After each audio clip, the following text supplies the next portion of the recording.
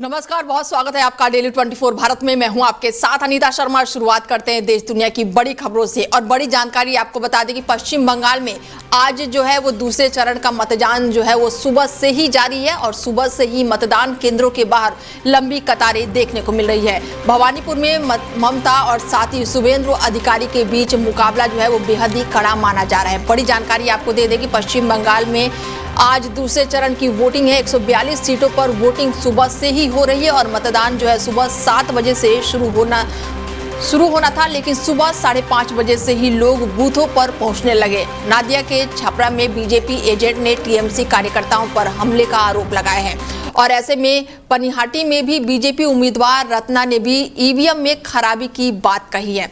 Second phase के चुनाव में सबसे कड़ा मुकाबला जो है वो भवानीपुर सीट पर होने वाला है और यहां पर सीएम ममता बनर्जी की ये जो सीट है वो परंपरागत है। ऐसे में ममता के खिलाफ बीजेपी ने शुभेंदु अधिकारी को चुनावी मैदान में उतारा है। शुभेंदु अधिकारी 2021 में ममता को नंदीग्राम से हरा चुके हैं और 2021 के विधानसभा चुनाव में टीएमसी ने इन 142 में से 123 सीटों पर जीत जो है वो दर्ज की थी। पहले फेज की अगर बात करें तो 152 सीटों पर 23 अप्रैल को मतदान हुआ था, जिसके बाद से आज जो है वो दूसरे फेज की वोटिंग हो रही है। ऐसे में सबसे ज्यादा जो कड़ा मुकाबला देखने को मिल रहा है वो भवानीपुर सीट है, जहां पर ममता बनर्जी एक तरफ पूरी तरह से दमखम के साथ उतरी हैं, तो वहीं बीजेपी ने यहां पर शुभेंदु अधिकारी को चुनावी मैदान में उतारा है और ये सीट बेहद ही कड़ा माना जा रहा है। पश्चिम बंगाल के मुख्यमंत्री और भवानीपुर विधानसभा से टीएमसी उम्मीदवार ममता बनर्जी ने कहा है कि देखिए हमारे कार्यकर्ताओं को रात में कैसे पीटा गया है। बड़ी जानकारी आपको दे दें कि ममता बनर्जी ने यहां पर गंभीर आरोप भी लगाया है और साथ ही कहा है कि बीजेपी लगातार गुंडागर्दी कर रही है। बीजेपी पर कई तरह के लगातार ममता बनर्जी जो है वो आरोप लगाते हुए दिखाई दे रही हैं और इसके साथ उन्होंने कहा है कि ये लोकतंत्र का त्यौहार है, लेकिन उन्होंने इसे पूरी तरह से बर्बाद कर दिया है। इरादा बिल्कुल साफ है कि बीजेपी जबरदस्ती चुनाव में धांधली करना चाहती है और हमारे कार्यकर्ता और लोगों को मारने की पूरी तरह से तैयारी में है, लेकिन वो जगह नहीं छोड़ेंगे। बता दें कि बीजेपी से प्रवक्ता हमारे साथ शिखा सिन्हा जी जुड़ चुकी हैं इस चर्चा में। उनसे जानते हैं कि किस तरीके से देख रही हैं। शिखा जी, बहुत स्वागत है आपका भारत में। क्या लग रहा है इस बार शिखा जी की बीजेपी की कितनी तैयारी है?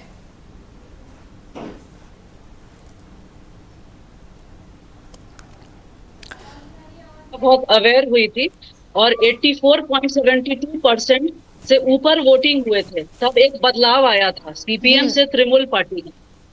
अभी एसआईआर की बात से जो ये पहली बार काफी 15 साल में ये पहली बार दिख रहा है कि 92%, पहले प्रथम चरण में जो वोटिंग हुआ है वो 92% हुआ है।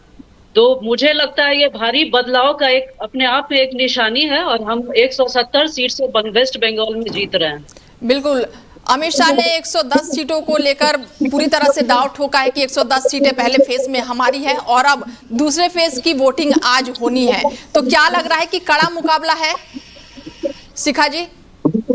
जी, कड़ा मुकाबला है और मुझे लगता है वेस्ट बंगाल की जनता को इस बार बदलाव चाहिए और आप एज अ पॉलिटिकल एनालिस्ट भी लगता है, आप 2011 के बाद सबसे ज्यादा वोटिंग हुआ है, 92% जो प्रथम चरण में हुआ है और अभी मुझे लगता है 92 से ऊपर ये वोटिंग जाएगा। और एसआईआर के बाद से जितने जो फर्जी नाम कटे हैं, जो डायड हैं, और सबसे बड़ी बात की हमारे अमित शाह जी 15 दिन से वहां पर हैं, काफी मेहनत कर रहे हैं। बिल्कुल।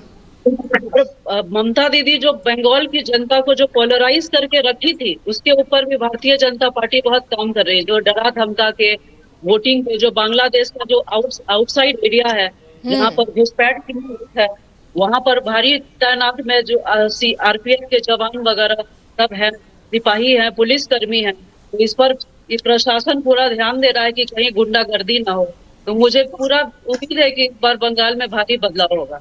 बिल्कुल, कानून व्यवस्था को लेकर यहाँ पर जितने भी बीजेपी के दिग्गज गए थे, वहां पर अमित शाह की बात कर लूं, सीएम योगी आदित्यनाथ की बात कर लूं, प्रधानमंत्री नरेंद्र मोदी की बात कर लूं, सबसे ज्यादा जो मुद्दा उठा था शिखा जी, वो कानून व्यवस्था को लेकर उठा था और अवैध घुसपैठियों को लेकर उठा था। तो क्या लग रहा है कि कानून व्यवस्था को लेकर उठाए गए जितने भी मुद्दे थे वो बिल्कुल सही होंगे और बीजेपी इस बार आएगी?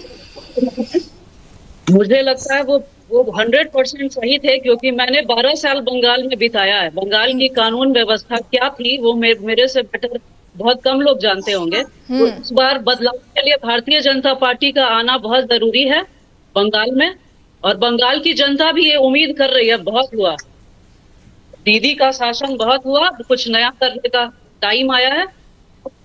ठीक है शिखा जी, अभी आप बता रही हैं कि आप 12 साल पश्चिम बंगाल में रही हैं। कानून व्यवस्था को लेकर जी अगर मैं बात करूं तो वहां पे सबसे बड़ा मुद्दा क्या है, क्योंकि आप 12 साल रहकर आई हैं वहां पे। जी, वहाँ आप देखिए, वहाँ वहाँ कोलकाता जैसे मेट्रो जगह पे वहाँ कोई भी कंपनी अच्छी नहीं है। कंपनी सारी पलायन क्यों कर रही है बैंगलोर के तरफ, चेन्नई के तरफ। और यहाँ कन्विक्शन रेट 3.7 है और महिला के मामले में 2.5 है। मतलब अपराध होते हैं और दबाव में गिरफ्तार भी किया जाता है, पर छूट भी जाता है। ये साबित करता है कहीं ना कहीं टीएमसी के लोग उसमें इन्वॉल्व रहते हैं, और दीदी को अपनी सत्ता बचाने के लिए उनको छोड़ना पड़ता है। बिल्कुल।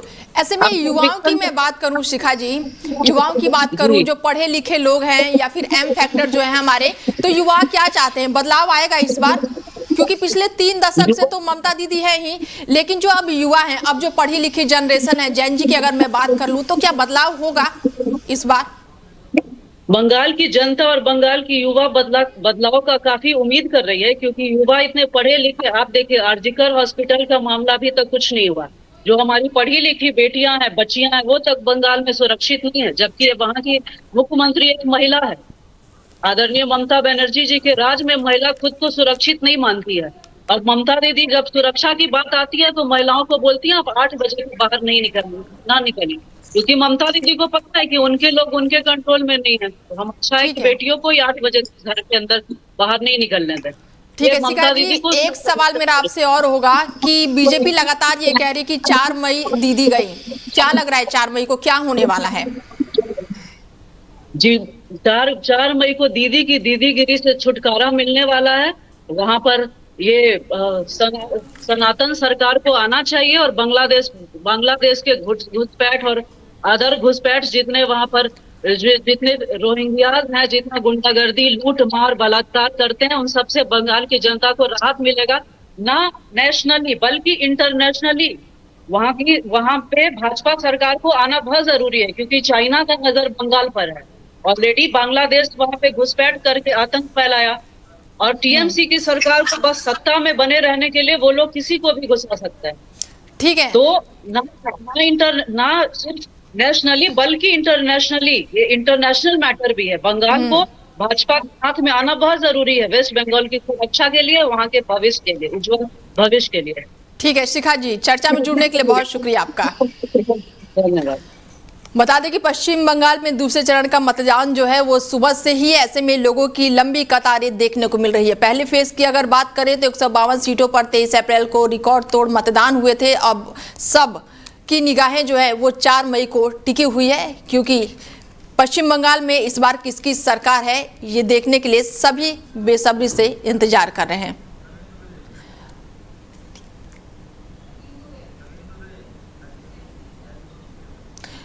राजनीतिक विश्लेषक जुड़ चुके हैं हमारे साथ इस चर्चा में। नवीन दुबे जी हैं, उनसे बातचीत करते हैं कि किस तरीके से देख रहे हैं। राजनीति के जानकार हैं और जानते हैं इनसे कि क्या किस तरीके से देख रहे हैं। नवीन जी, पश्चिम बंगाल के दूसरे चरण के आज वोट जो है वो सुबह से ही वोटिंग लगातार जारी है, किस तरीके से देख रहे हैं? निश्चित तौर पर मेरा अनुमान है कि मतदान वहां 90% के आसपास जाएगा।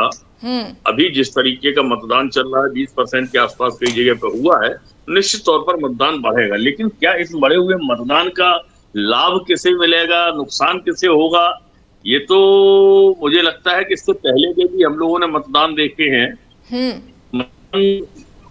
बढ़ना एक अच्छा संकेत है, इसमें कोई दो राय नहीं है। लेकिन ये कह दिया जाए कि वो परिवर्तन के लिए हो रहा है, ऐसा मुझे नहीं लग रहा है। बंगाल में कोई परिवर्तन के लिए मतदान होने जा रहा है।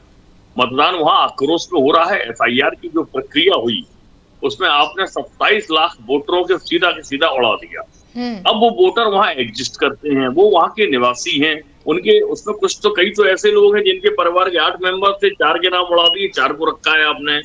तो ये जो टारगेटेड करके और इस तरीके का आधा अधूरा एफआईआर से आप इलेक्शन करा रहे हैं, तो इसका आक्रोश कहीं ना कहीं वहां जनता में दिखाई दे रहा है। और मुझे लगता है कि पूरे इलेक्शन कैंपेन के दौरान, चाहे वहां गृह मंत्री अमित शाह रहे हो, प्रधानमंत्री मोदी रहे हो, या तमाम पूरा मंत्रिमंडल वहां पड़ा रहा, इसके बाद RSS, विश्व हिंदू परिषद, बजरंग दल, ये सब लगे रहे, लेकिन मुझे नहीं लगता है कि बंगाल के अंदर इस तरीके से ये कोई बहुत बड़ा बदलाव भारतीय जनता पार्टी करने में सक्षम हो पाएगी।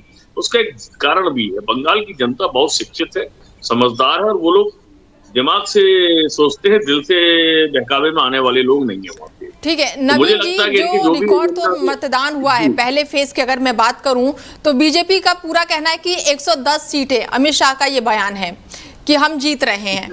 मैं तो ये कह रहा हूँ कि अगर अमित शाह जी 152 की 52 क्यों नहीं जीत रहे हैं, सवाल इस बात का 42 क्यों छोड़ दी, उनका क्या कारण था? वो उनको बताना चाहिए था कि भाई हमने 42 इसलिए छोड़नी है, 42 हम हार रहे हैं और 110 हम जीत रहे हैं। तो उसका कोई लॉजिक उन्होंने नहीं बताया, उन्होंने केवल तुक्का मार दिया कि जी 110 तो हम जीत ही रहे हैं। किस वजह से जीत रहे हैं ये बताइए, और 42 जो आप हार रहे हैं वो किस कारण हार रहे हैं, ये तो बताना पड़ेगा आपको। वो बता नहीं पाए। दूसरी चीज ये है कि देखिए, जब 2021 का इलेक्शन हुआ था वहां पर, तो आपको 59 सीटें, 59 सीट मिली थी भारतीय जनता पार्टी को, और उसके बाद 123 के आसपास सीटें आई थी TMC को, और एक वहां आदर्श को मिली थी।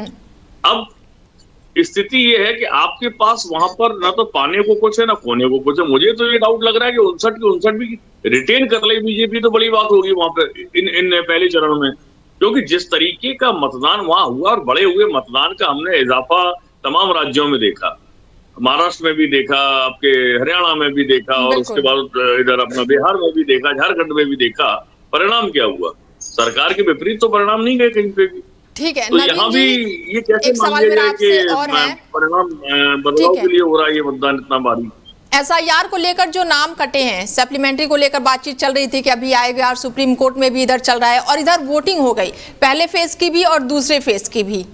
तो क्या लग रहा है कि चुनाव में बहुत बड़ा ये फैक्टर जो है वो बदलाव लेकर आ सकता है? नहीं, मुझे नहीं लगता कि इससे कोई बहुत बड़ा बदलाव होगा। इससे एक बदलाव जरूर है कि जनता के दिलों में एक चीज बड़ा गंभीरता से घर कर गई है। उनको ये लग रहा है कि एक साजिश हुई है बंगाल के वोटर्स के साथ में, बंगाल के लोगों के खिलाफ, और उस साजिश के आक्रोश में बंगाल की जनता, जो भी वोटर बच्चे बढ़ चढ़कर मतदान में हिस्सा ले रहे हैं, और वो अपनी ताकत दिखा रहे हैं कि आप कुछ भी कर लीजिए, हम अपनी शक्ति का प्रदर्शन करेंगे और अपनी जो बंगला अस्मिता है उसकी बात करेंगे। माँ माटी मानुष की बात जिस तरीके से ममता बनर्जी कर रही थी, उसका भी असर वहां देखने को मिल रहा है। मुझे नहीं लगता, मैं बार बार कह रहा हूँ कि मुझे नहीं लगता है कि ये कोई बहुत बड़ा बदलाव का संकेत है। कि आप एक संवैधानिक संस्था है, बहुत बड़ी संस्था है भारत के अंदर, सुप्रीम कोर्ट से ऊपर कोई नहीं होता। बिल्कुल। सुप्रीम कोर्ट जब ये बात कह देता है कि साहब ऐसा 27 लाख वोटर कट गए, कोई बात नहीं, अगली बार वोट डालने में क्या मजाक चल रहा है? भारत में संविधान की कोई मर्यादा है अथवा नहीं है? संविधान से ऊपर कोई हो जाएगा क्या? आप अगर कोई फैसला कर रहे हैं, बड़ी चेयर पर आप बैठे हैं जाकर, तो संविधान के अनुसार बैठे, संविधान के परखच्चे उड़ाने के लिए थोड़ी बैठे हैं आप। 27 लाख, एक भी मतदाता नहीं छूटना चाहिए संविधान के अनुसार। तो जो भी मताधिकार के लिए, मतदान के लिए अधिकार है जिसका, उसको अधिकार मिलना चाहिए। यहाँ तो आपने 27 लाख लोगों को मताधिकार से वंचित कर दिया। बिल्कुल। तो ये कैसे चलेगा? यही मैं कह रहा हूँ, इसी का आक्रोश है जो भी मतदाता वहां पर हैं। अब आप एक चीज देखिए, 100 में से आपने 20 आदमी उड़ा दिए, 80 आदमी जो वोट डालने गया, 80 के 80 ने वोट डाल दिए, तो 100% तो वैसे ही हो जाएगा। वही चीज हो रही है। मतदान प्रतिशत को अगर आप देखें और मतदान को देखें तो उसके बीच में अंतर है। मैं फिर कह रहा हूं कि वहां कोई बदलाव की बयार नहीं है। दूसरी चीज, भारतीय जनता पार्टी उस चुनाव में कोई एजेंडा सेट नहीं कर पाई। अब महिला अपराध की बात करते हैं, नंबर 1 पर आपका उत्तर प्रदेश है, उसके बाद नंबर 2 पर राजस्थान है, फिर आपका महाराष्ट्र आ जाता है, फिर मध्य प्रदेश आ जाता है। चारों राज्यों में भाजपा की सरकार है। अपराध तो वहां है, NCRB के आंकड़े बोलते हैं, जो किताबों में लिखा हुआ है। बंगाल में कौन सा अपराध का आंकड़ा है? कौन से नंबर पर बंगाल के? कोलकाता को सेफेस्ट सिटी घोषित किया गया महिलाओं के लिए, ये NCRB कहता है। और आप कौन से आंकड़े लेके भाजपा बैठी है कि वहां साहब अपराध बहुत ज्यादा है, अपराध बहुत ज्यादा। और दूसरी चीज, माफिया की बात करें तो खनन माफिया उत्तर प्रदेश में दबंगई से काम कर रहा है भारतीय जनता पार्टी, लोग उसमें संलिप्त हैं।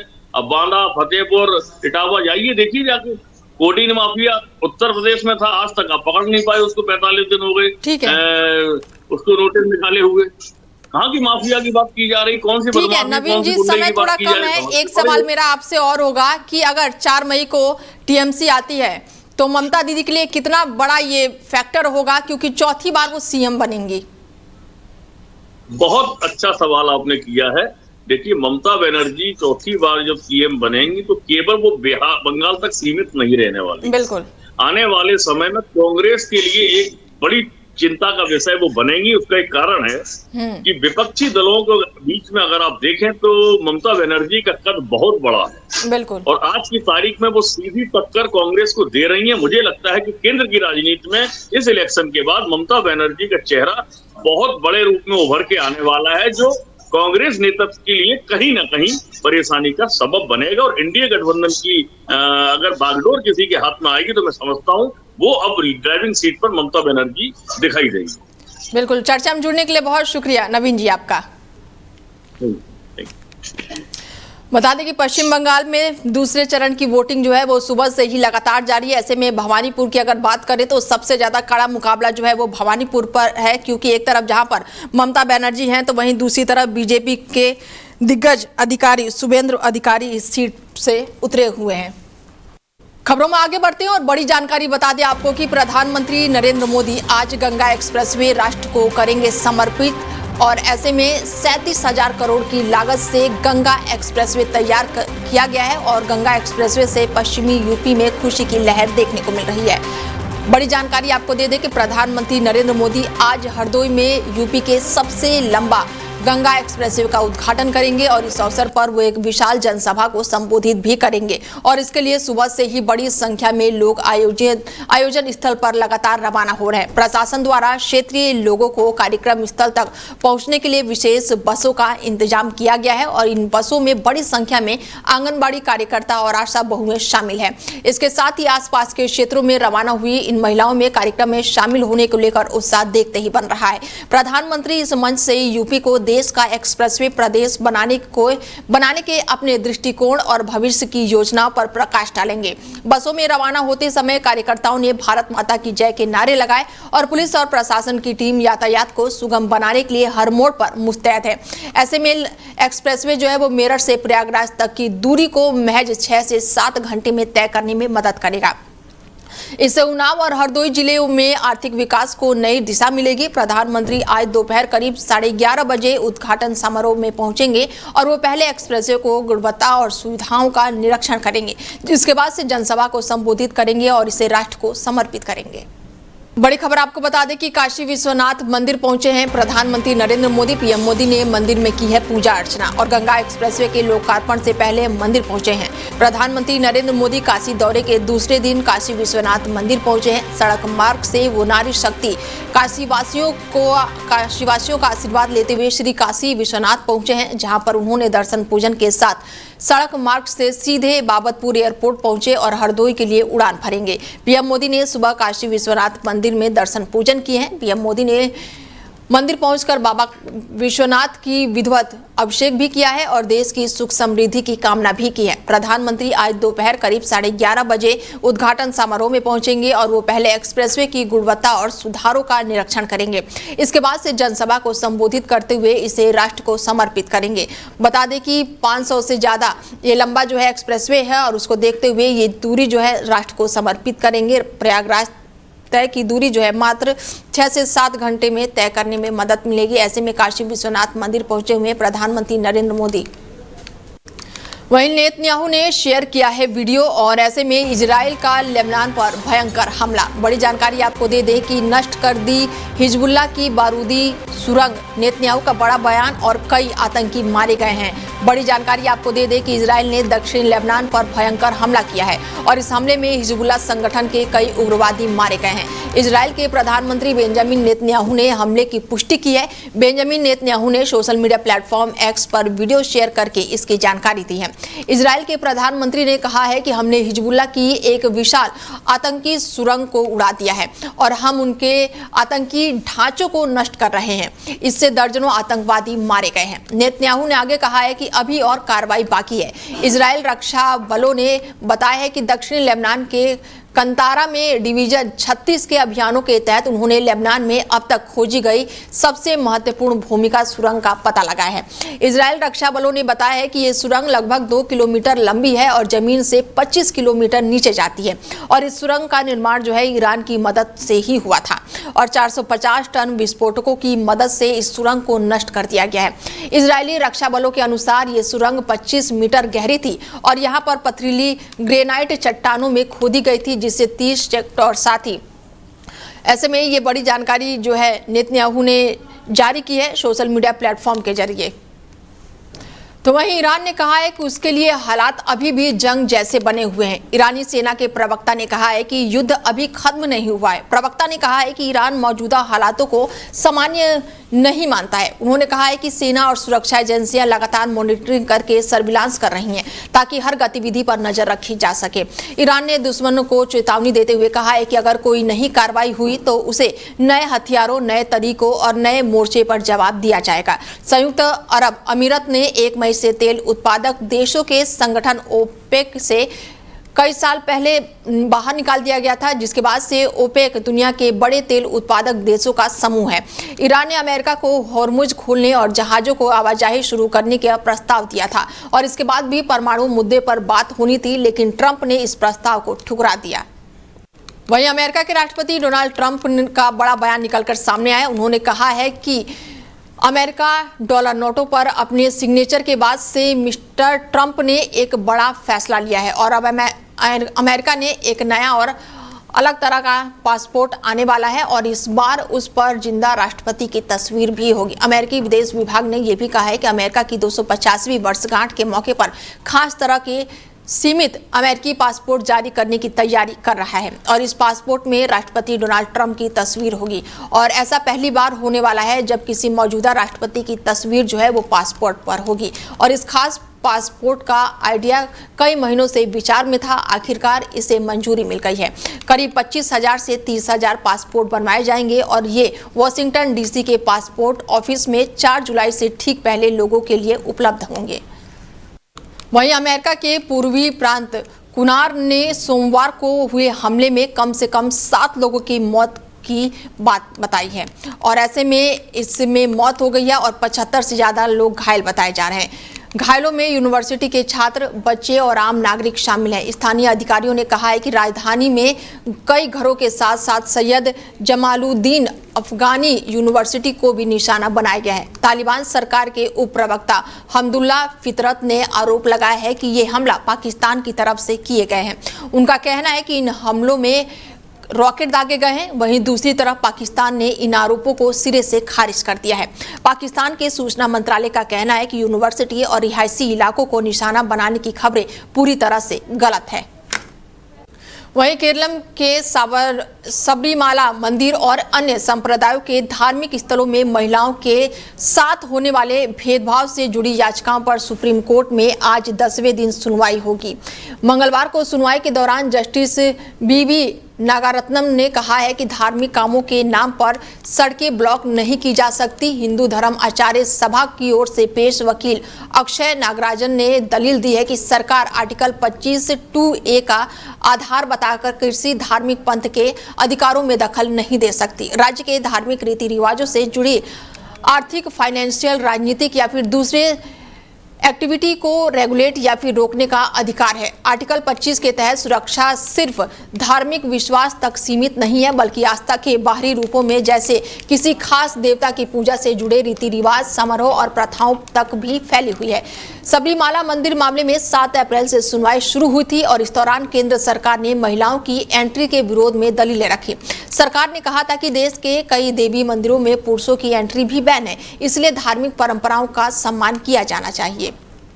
वहीं देश के कई शहर जो है वो हीट वेव की चपेट में है और ऐसे में ज़्यादातर हिस्सों में तापमान जो है 40 से 46 डिग्री सेल्सियस के बीच रहा है। यूपी की बांदा की बात करें तो यूपी का बांदा सबसे गर्म शहर रहा है। महाराष्ट्र के अकोला और वर्धा में, अमरावती में 45 डिग्री सेल्सियस से ज़्यादा तापमान रहा है। भीषण गर्मी और लू से बचाने के लिए प्रयागराज में जगह जगह वाटर ATM लगाए गए हैं। उड़ीसा में लू सेंटर बनाए जा रहे हैं और इस सेंटर पर यात्रियों को ठंडा पानी और ग्लूकोज दिया जाएगा। इधर आईएमडी के मुताबिक बुधवार से यूपी, राजस्थान, बिहार, मध्य प्रदेश, दिल्ली, पंजाब और हरियाणा में हीट वेव से राहत की उम्मीद है। यहां तक कि 60 kmph की रफ्तार से आंधी भी चल रही है। हरियाणा में मंगलवार से ही बारिश का दौर शुरू हो गया है। दिल्ली में आज सुबह तेज बारिश हुई है, जिससे तापमान में गिरावट हुई है। मंगलवार को यहां पर तापमान 44 डिग्री सेल्सियस था। मौसम विभाग का कहना है कि हिमाचल, उत्तराखंड में ओले बारिश का अलर्ट है और इससे चारधाम यात्रा पर असर पड़ सकता है। वहीं 17 राज्यों में भी आंधी बारिश हो सकती है। वहीं भीषण गर्मी की मार झेल रहे दिल्ली एनसीआर के लोगों को आज सुबह सुबह गर्मी से कुछ राहत मिली है। दिल्ली और गाजियाबाद सहित दिल्ली एनसीआर के कई इलाकों में आज सुबह आंधी तूफान के साथ बारिश दर्ज की गई है। तेज हवाओं और बारिश की बौछारों से दिल्ली एनसीआर के मौसम में एक सुखद बदलाव आया है। बता दें कि मौसम विभाग ने दिल्ली एनसीआर के लिए अगले 4 दिनों तक की आंधी तूफान और बारिश का अलर्ट जारी किया है। मौसम विभाग के मुताबिक दिल्ली एनसीआर में पूरी तरह से गरज के साथ बारिश होने की पूरी संभावना है। दिल्ली एनसीआर में 30 अप्रैल को अधिकतम तापमान 37 डिग्री और न्यूनतम 26 डिग्री सेल्सियस तक गिर जाएगा और इस दिन भी गरज के साथ बारिश होगी, जिससे लोगों को चिलचिलाती धूप से राहत मिलेगी। 1 मई से मौसम साफ होने लगेगा और इस दिन अधिकतम तापमान जो है फिर से 40 डिग्री और न्यूनतम जो है वो 26 डिग्री के आसपास पहुंच जाएगा। आसमान मुख्य रूप से साफ रहेंगे। फिलहाल बुलेटिन में मेरे साथ इतना ही। दीजिए इजाजत, नमस्कार।